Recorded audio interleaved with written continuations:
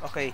Karon po ay September 22, 2024. Ang oras ay 5:27 na ng hapon. Okay guys, ito nakikita nyo guys. Ito yung gripo namin. Walang katubig-tubig eh. Mahina ang tubig namin mahina. Ngayon guys, ako yung maghuhugas sa ginamitan ng puto, kutsinta. Ito. So, ang dami nito guys. Sasabunan ko pa ito. At nakakapagod.